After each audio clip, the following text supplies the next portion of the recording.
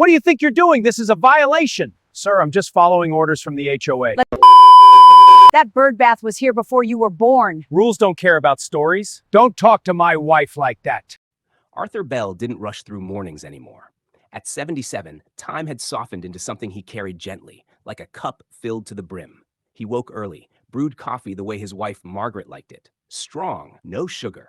And together they sat by the kitchen window watching the birds gather in their yard, just as they had for decades.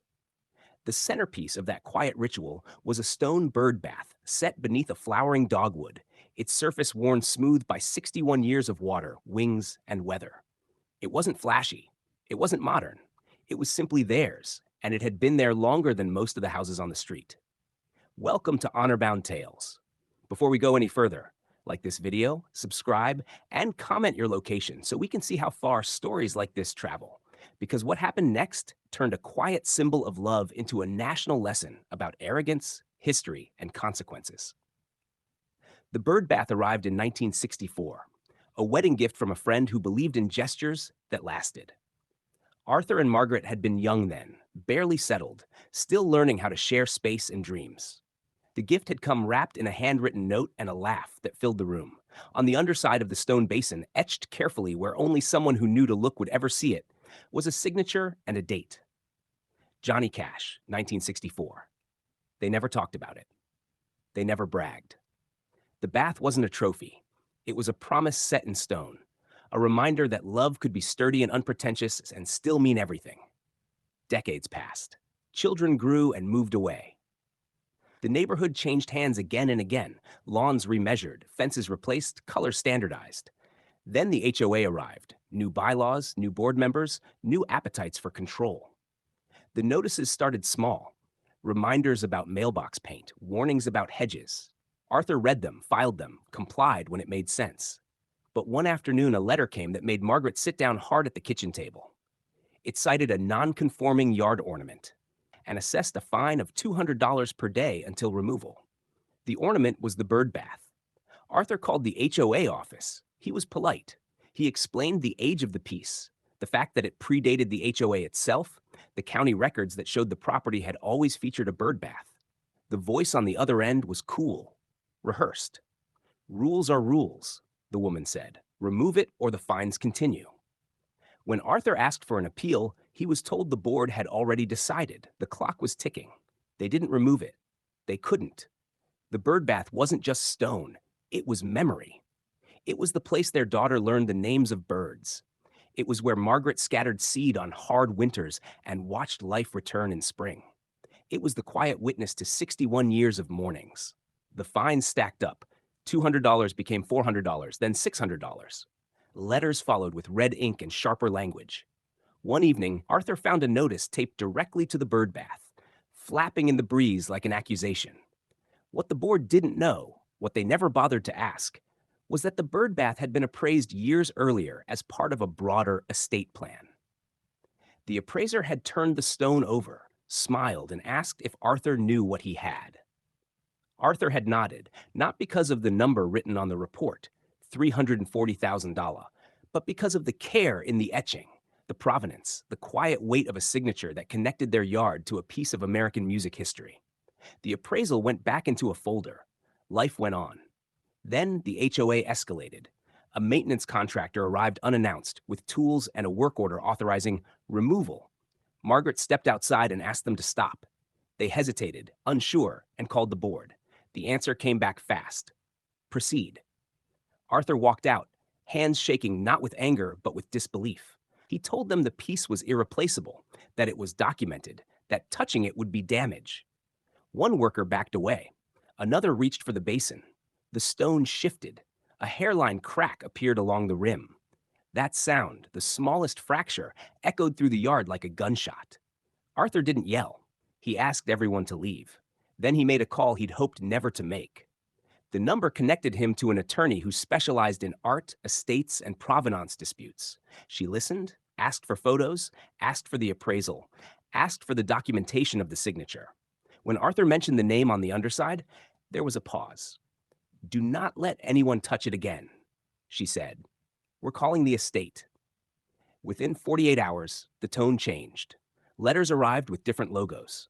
Phone calls came from people who spoke carefully. The Johnny Cash estate acknowledged the signature, verified the date, and issued a formal statement asserting interest in preventing further damage to a signed work of cultural significance. The HOA's counsel requested time. The fines continued anyway, as if stubbornness could outpace reality. News travels fast when celebrity history collides with small-time power. A local reporter caught wind of the dispute and ran a short piece, an elderly couple, a historic gift, a heavy-handed HOA. The next day, national outlets followed. Cameras showed up. Viewers learned about the bath, the signature, the crack. Experts explained how damage attempts triggered liability far beyond nuisance fines. The HOA board released a statement that contradicted itself twice. The lawsuit was filed on a Monday morning. It named the HOA, individual board members, and the contractor who had been instructed to proceed despite warnings. The claims were precise: attempted destruction of a culturally significant artifact, negligent infliction of damage, interference with property rights, and violation of heritage protection statutes that applied because of the artifact's documented provenance. The requested relief included damages, injunctive protection, and court-ordered preservation measures. The board panicked. Emergency meetings were called. Minutes leaked. Emails surfaced where members joked about that ugly bird thing and complained that old people always think their junk is special. Those messages made their way into the court record. The judge read them without expression. Arthur and Margaret sat in the gallery, hands folded. They didn't grandstand. They answered questions simply. They told the story of a wedding gift, of mornings and birds, of a signature hidden where only care would find it. When the appraiser testified to the value and the estate's representative explained the cultural importance, the room felt smaller. When the contractor admitted he'd been told to proceed even after warnings, the air went still. The ruling came swift and firm. The court found the HOA liable for attempted damage and ongoing harassment. The fines were voided. Damages were assessed. Injunctive relief was granted. And then came the part no one expected: a preservation order requiring the HOA to convert the birdbath into a protected monument. Complete with a gated perimeter designed to prevent accidental contact, regular maintenance funded by the HOA, and a brass plaque approved by the court. The language of the plaque was exact and unambiguous. It would read, "Protected forever. Don't touch." The neighborhood changed overnight. The gate went up, tasteful and unobtrusive, blending with the garden. The plaque caught the light in the afternoons. People stopped to read it. Some left flowers. Some apologized. The HOA issued a public apology and restructured its board. Training sessions were mandated.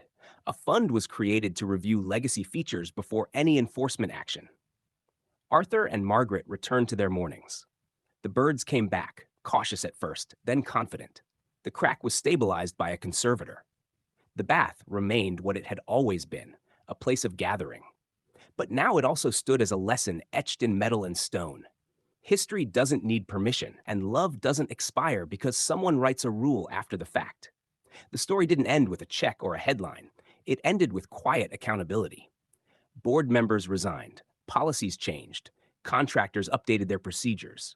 And in one small yard beneath a dogwood, a piece of American music history rested where it belonged, watched over by the people who had never asked for attention. Only respect. If there's a takeaway here, it's this: power that refuses to listen will eventually meet something it cannot bulldoze. Sometimes that something is a court. Sometimes it's history. And sometimes it's a simple object signed long ago that reminds everyone that not everything worth keeping can be replaced.